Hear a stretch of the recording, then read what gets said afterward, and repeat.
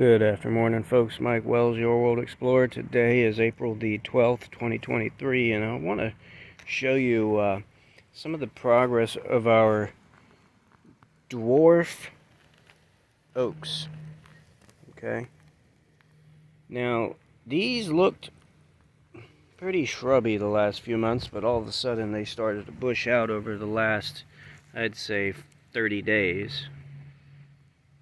And that's odd because it was a very dry time period, but I was watering them to try to help them along, so that might have made a big difference.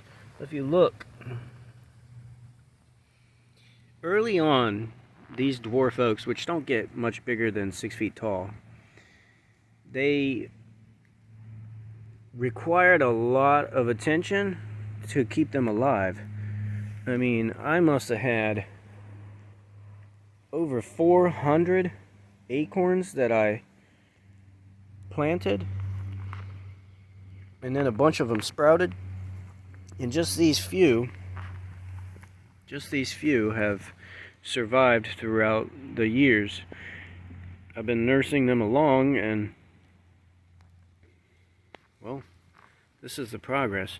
But they seem to have established. As you can tell, the leaves on this one are different than the leaves on, say, this one. So they're two different oaks. Dwarf oaks, to be exact. But they are real slow to grow, and I think they finally established. So for me, that's good news.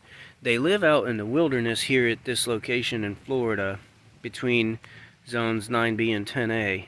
So they can handle some horrible weather in the wilderness. So I don't see why I should have any trouble continuing to grow them at this point, because they look to be doing really, really well now. Look at this one over here. It actually has somewhat of a trunk. A little bit of a trunk here, which is amazing. And then the top looks pretty good. So these guys are starting to get a little taller. This is just really exciting for me, because I've been working on these guys for so long. Now, if you look over here, these two, they're really small still, right? It's because I accidentally ran them over with the lawnmower, and so I thought they were dead. But nope, they're still going. This one too. So this is really cool. I enjoy having some indigenous varieties throughout the yard, because I like to see them grow, and I think they're beautiful. Anyhow, this is also indigenous. It's the Pinus Elioti.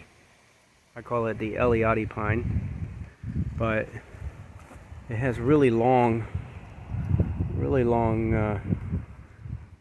leaves. So these are cool because they have a resin pine core. Once they get really big, they're not even have to get really big, but right now they have a resin pine core. But the bugs don't eat into the core, so it ends up being really beautiful golden colored wood.